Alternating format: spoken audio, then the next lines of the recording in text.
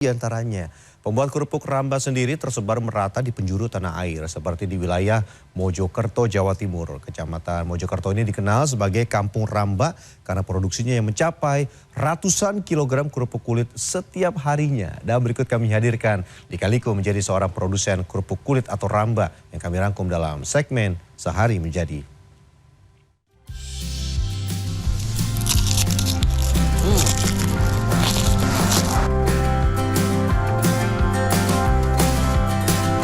Kasih 5 nggak apa-apa dia mas. Berat bro.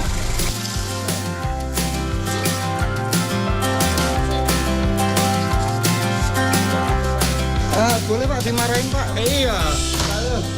Langsung dia.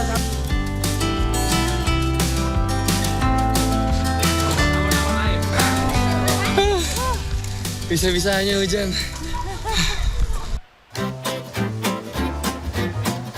Hai pencinta kuliner, ada yang familiar dengan kudapan yang satu ini? Ya, makan pakai kerupuk memang sudah jadi kebiasaan sebagian besar warga Indonesia. Ada yang menyebutnya dengan nama kerupuk ramba, kerupuk dorok-dok, sampai kerupuk jange. Tapi semuanya sama kok, buat dari kulit sapi yang digoreng kering. Ada yang pernah lihat belum cara buatnya? Tapi sebelum kita membuat kerupuk ramba, yuk kita rawat dulu sapi-sapinya. Oke, ya di sini nurunin ya. Oke, selamat datang pemirsa di segmen Sehari Menjadi. Nah, kali ini kita akan ngurusin sapi dulu sebelum kita bikin jadi grup.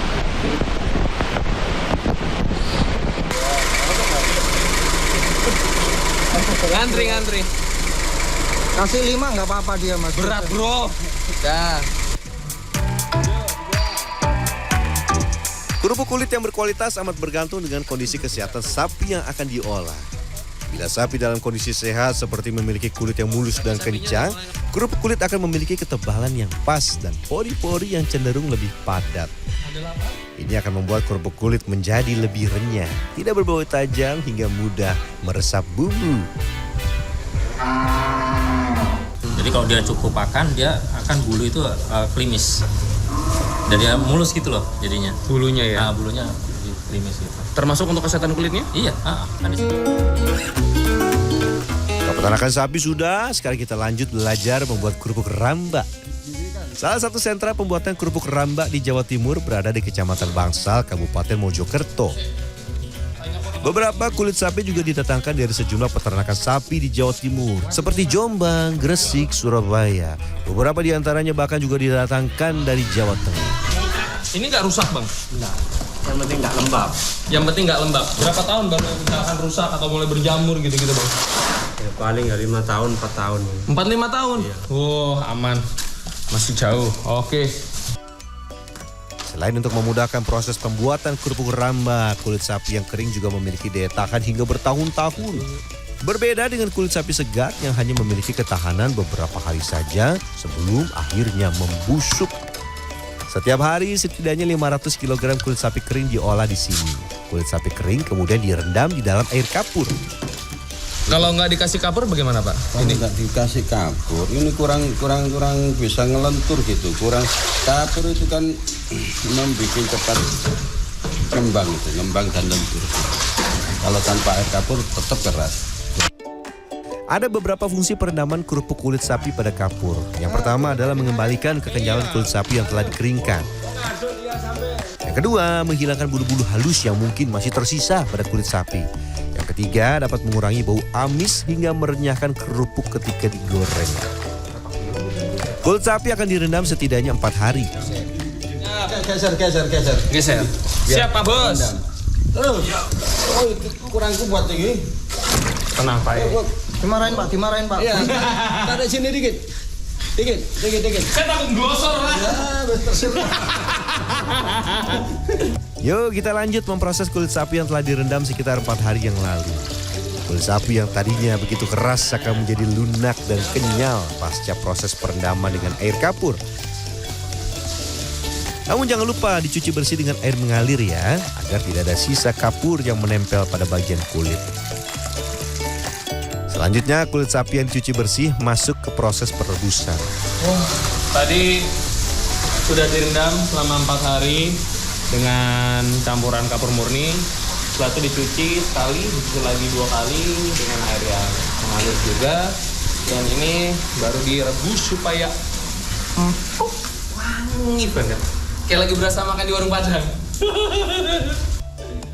Tapi jangan memasak terlalu lama. Bisa-bisa kulit sapi menjadi terlalu lunak dan mudah hancur. Setelah mencapai tekstur kulit yang diinginkan, segera masukkan kulit sapi ke air dingin. Dia kalau kelamaan nanti jadi rusak atau gimana, Pak? Jadi bubur.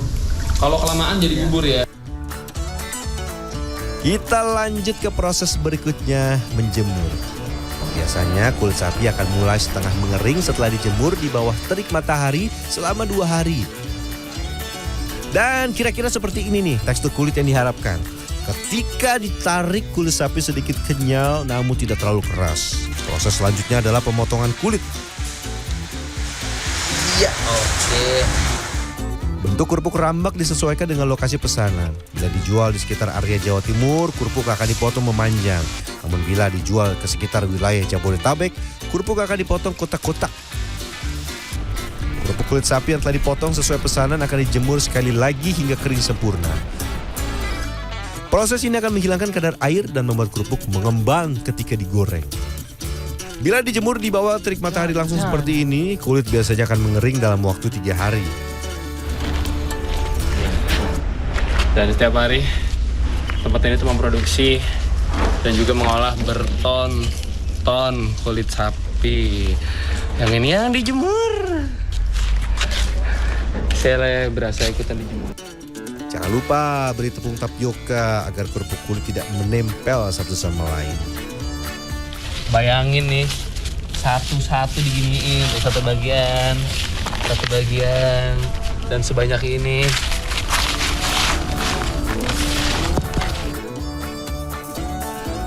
Kesabaran dan ketelatenan wajib dimiliki oleh produsen kerupuk rambak.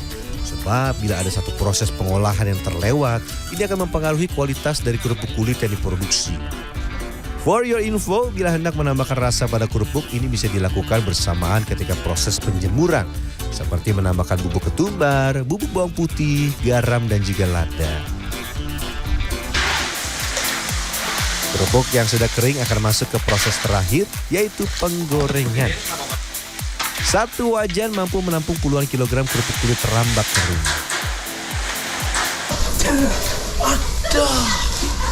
Aduh, sikilku. Kenapa tadi?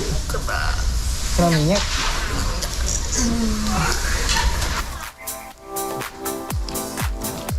Ingat, kerupuk jangan sampai mengembang secara maksimal ya.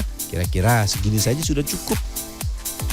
Kalau digoreng sampai mengembang maksimal, bisa-bisa kerupuk jadi melempem saat tiba di tangan pembeli.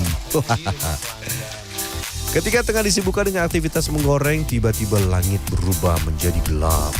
Saya dan sebagian pekerja berhamburan ke lapangan untuk segera mengangkat kerupuk. Ikan, buruan. Ini tiba-tiba potongan paling setengah jam. Mendung. Padahal tadi panas sepol. Sebetulnya kerupuk rambak yang terkena tetesan air hujan tetap bisa dijual. Namun kualitasnya menurun dan harganya menyusut hingga 30%. Sebab kerenyahannya akan jauh berkurang.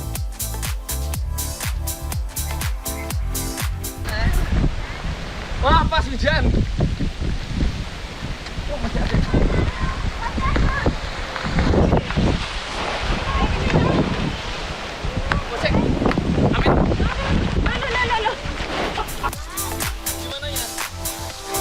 Kurang lebih ada 400 kg kerupuk rambak yang tengah dijemur. Dan sudah selesai kami pindahkan ke tempat yang aman dari hujan. Dah.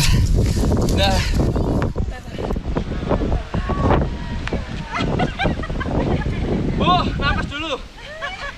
Kembang kebis. Bisa-bisanya hujan. Benar saja, 5 menit setelah kami pindahkan semua kerupuk, hujan turun dengan lebat. Sekarang saya akan membantu ibu-ibu untuk mengemas kerupuk rambak. Ini yang sudah dikeringkan kurang lebih 3 menit. Kenapa harus sekering ini nih? Karena kalau nanti misalkan dia masih dalam kondisi berminyak banget, ini berminyak banget nih. Biasanya sih pas lagi digoreng kembangnya itu tidak sebesar. Ukurannya bervariasi, ada yang 1/4 kg, ada yang setengah kilogram, dan 1 kilogram. Dan rasanya tuh nggak cuma rasa yang kayak kulit doang, tapi karena dia dikasih bumbu sedikit ketumbar, sama ada lada, ada garam juga, jadi ada rasa asin-asin dan rempahnya gitu. Tapi saya suka banget garingnya. Nah. Tapi nggak kenal. Saya pakai kawat gigi, makannya nggak susah.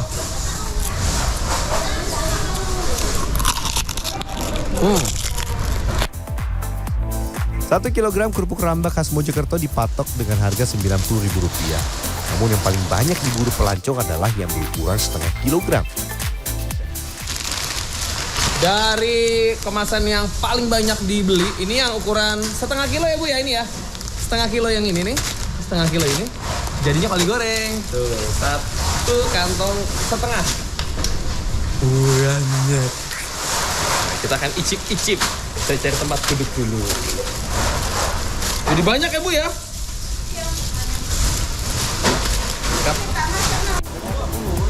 Bisnis yang sudah eksis sejak tahun 70-an ini bahkan tidak hanya dikenal di penjuru tanah air, namun juga hingga luar negeri. Ekspor sampai Timur Tengah ada dari tahun 2005 dulu. Bukan saya langsung, tapi ada kemitraan sama saya ekspor sampai ke Timur Tengah, ke Arab Saudi pasnya itu. Kalau yang lain, ke negara lain pernah? Yang Bapak tahu? Saya pernah bermitra sama orang itu Australia. Jadi kalau melancong ke Kampung Rambak di Kecamatan Bangsal, Kabupaten Mojokerto, Jawa Timur, bisa mampir ke para produsen kerupuk rambak untuk merasakan gurih dan renyahnya oleh-oleh khas Mojokerto yang satu ini. Saya Fernando Dwi Agung Widiarto, Mojokerto, Jawa Timur.